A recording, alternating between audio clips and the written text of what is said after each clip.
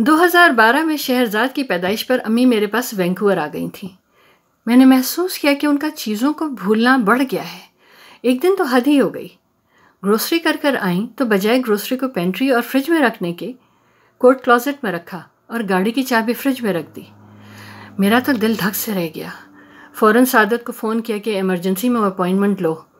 پاپا کو بھی وینکوور بلا لیا۔ ڈاکٹر کی 2-3 سٹنگ اور ٹیسٹوں کی سیریز کے بعد یہ بات کھل کر سامنے آ گئی کہ وہ الزائمر کے ابتدائی مرحلے پر ہیں۔ یہ بات اس قدر دلخراش تھی کہ بیان سے باہر۔ میرا ذہن قبول ہی نہیں کرتا تھا کہ میری اتنی ایکٹیو اور ذہین ماں مجبور بھی ہو سکتی ہے۔ پاپا کی حالت سب سے زیادہ خراب تھی، اتنی زیادہ کہ امی کو ہی ان کو سنبھالنا پڑا۔ بہرحال وقت لگا ہم سب کو یہ قبولنے میں، مگر کوئی اور چارہ بھی نہ تھا۔ امی کا علاج چلتا رہا، مگر وہی مسئلہ تھی، مرض بڑھتا گیا جوں دوا کی۔ پاپا بزنس سے تقریباً کنارہ کش ہو گئے تھے اور سب کچھ ہاشم کے سپرد کر کے خود کو امی کے لیے وقف کر دیا تھا، مگر امی کی صحت بہتر نہیں ہوئی۔ ان دنوں عاصم نے بہت سہارا دیا۔ ویسے بھی اس نے 1 سال کی چھٹی لے لی تھی اور اس کا پروگرام تھا کہ دنیا گھومے گا اور جو جگہ دل کو بھا جائے گی وہیں اپنا گھر بنا لے گا۔ وہ روز آ جاتا تھا اور گھنٹوں امی سے ہم لوگوں کے بچپن کی اور دنیا جہان کی باتیں کرتا رہتا۔ ہاشم بزنس میں مشغول تھا۔ میرا 3-4 مہینے کیلگری کا چکر لگتا رہتا تھا۔ پاپا نے فل ٹائم نرس رکھ لی تھی۔ روت اچھی ہمدرد عورت تھی، لیکن امی اب بہت کم کسی کو پہچانتی تھیں۔ وہ اب ماضی میں رہنے لگی تھیں، اپنے بچپنے میں۔ کسی وقت پہچان کا لمحہ بھی آ جاتا تھا، خاص کر جب پاپا ان کا بال بناتے تھے تو وہ پاپا کو پہچان لیتی تھیں، مگر وہ پہچان شادی کے اولین دنوں کی ہوتی تھی۔ کبھی وہ مجھ کو اپنی کازن سمجھ لیتی اور پوچھتی کہ پاکستان سے کب آئیں؟ پھر نام بنام رشتہ داروں کی خیریت پوچھنا شروع کر دیتی اور کسی دن بالکل نارمل ہو جاتی تھیں۔ اور اس دن روت کی شامت آ جاتی تھی۔ سینکڑوں سوال ہوتے روت کے متعلق، مگر مجموعی طور پر ان کی حالت امید افزا نہیں تھی۔ دل خون کے آنسو روتا تھا ان کی حالت دیکھ کر۔ گھنٹوں ایک ہی حالت میں بیٹھی رہتی، کبھی تو نوالا چبانا بھی بھول جاتی تھیں۔ پاپا ان کے ساتھ سائے کی طرح رہتے، ان کا ہر کام اپنے ہاتھوں سے کرتے۔ ان کی اپنی صحت بری طرح متاثر ہو رہی تھی۔ وہ امی کے غم میں بری طرح گھل رہے تھے۔ پھر وہ 2018 کی تاریک رات تھی جب قیامت آ گئی۔ اس دن پاپا کے دوستوں نے بہت اصرار کیا کہ نہیں، بہت زمانہ ہو گیا، تم ہماری محفل میں شامل نہیں ہوئے ہو۔ لانگ ویکنڈ کی وجہ سے 2 دوسرے شہروں سے بھی دوست آ رہے تھے، اور چونکہ میں بھی ان دنوں کیلگری میں تھی تو سب دوستوں نے اور میں نے بھی پاپا کو بسد اصرار راضی کر لیا کہ وہ ضرور اس دعوت میں شرکت کریں۔ مجھے کیا پتا تھا کہ میں ان کو موت کے حوالے کر رہی ہوں۔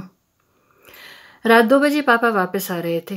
دوستوں نے بہت روکا کہ یار صبح ناشتے میں حلوہ پوری اور پائے ہیں، ناشتہ کر کے جانا۔ بلکہ سجاد انکل نے تو مجھے بھی فون کیا کہ بیٹا اپنے باپ کو بولو رک جائے۔ میں نے بھی فون کیا اور کہا کہ پاپا آپ بے فکر ہو کر پارٹی انجوائے کریں، میں اور روت دونوں امی کے کمرے میں ہی ہیں۔ انہیں کہاں قرار تھا، کہنے لگے نہیں بیٹا بہت دیر ہو گئی، میں نے اسے نہیں دیکھا، وہ بھی مجھے مس کر رہی ہوگی، میں ناشتہ کرنے صبح پھر آ جاؤں گا۔ اب بھلا اس بات کے بعد کیا گنجائش رہ جاتی تھی؟ وہ وہاں سے نکلے مگر کبھی گھر نہیں پہنچے، کیونکہ راستے میں ایک ڈرنک ڈرائیور نے ان کی گاڑی کو ٹکر مار دی اور پاپا کی گاڑی قلعہ بازی لگاتی ہوئی گڑھے میں گر گئی۔ ان کی گردن کا مہرہ ٹوٹ گیا اور وہ موقع پر ہی جاں بحق ہو گئے۔ ہم لوگوں کا سب کچھ ختم ہو گیا۔ اس دن خلاف معمول امی صبح سے خاموش تھیں۔ شام میں ہاشم اور عاصم نے چکر لگایا تھا۔ امی نے پورے حواس میں شام کی چائے پی، سب کو پہچانا، سب سے باتیں کی، پھر مغرب کے بعد گمسم ہو گئی۔ ان کی آنکھوں میں اس شام جو ویرانی تھی وہ میں نے پہلے کبھی نہیں دیکھی تھی۔ پاپا نے نکلتے وقت اللہ حافظ کہا تھا، امی نے اس کا بھی کوئی جواب نہیں دیا۔ پاپا گھر سے ہمیشہ کے لیے رخصت ہو گئے۔ امی روت کے ساتھ خاموشی سے بیٹھ کر ساری کارروائی دیکھتی رہیں، ایسے جیسے کوئی بڑی اسکرین پر فلم دیکھ رہا ہو۔ عاصم نے البتہ یہ احتیاط کی کہ ملنے والیوں کو ان سے لپٹ کر رونے سے منع کر دیا۔ جب ہاشم اور عاصم قبرستان سے واپس آئے تو عاصم نے اپنا سر ان کی گود میں رکھ دیا اور وہ بغیر کچھ کہے کافی دیر تک اس کا سر سہلاتی رہیں۔ میرا دل چاہ رہا تھا کہ میں امی کو جھنجھوڑ دوں اور انہیں بتاؤں کہ جسے وہ دنیا میں سب سے زیادہ چاہتی تھیں وہ اب نہیں رہا، وہ جو ان پر جان چھڑکتا تھا، جو ان کو دیکھے بغیر 4 گھنٹے نہیں گزار سکتا تھا، ہمیشہ ہمیشہ کے لیے رخصت ہو چکا ہے۔ پھر مجھے احساس ہوا کہ اچھا ہے امی ہوش و خیرت سے بیگانہ ہے، ورنہ یہ دکھ وہ جھیل نہیں پاتی۔ بے شک اللہ کے ہر کام میں مصلحت ہے۔ اب ہاشم نے کہا ہے کہ گھر بیچنا ہے کیونکہ میں امی کو اپنے ساتھ وینکوور لے جا رہی ہوں۔ اس نے کہا سامان میں کیا رکھنا ہے وہ سلیکٹ کر لو، باقی وہ سنبھال لے گا۔ ابھی عاصم آئے گا میری مدد کے لیے، مگر بخدا میرے سمجھ میں نہیں آ رہا کہ اس بھرے پورے گھر سے میں کیا اٹھاؤں اور کیا چھوڑوں۔ ہر چیز سے ہزاروں یادیں لپٹی ہوئی ہیں۔ میں نے امی پاپا کی شادی کی تصویر، پاپا کا چشمہ، گھڑی اور ان کی کلام پاک رکھ لی ہے۔ عاصم نے ان کا جائے نماز اور تکیہ، ہاشم نے ان کی تسبیح، ڈائری اور راکنگ چیئر۔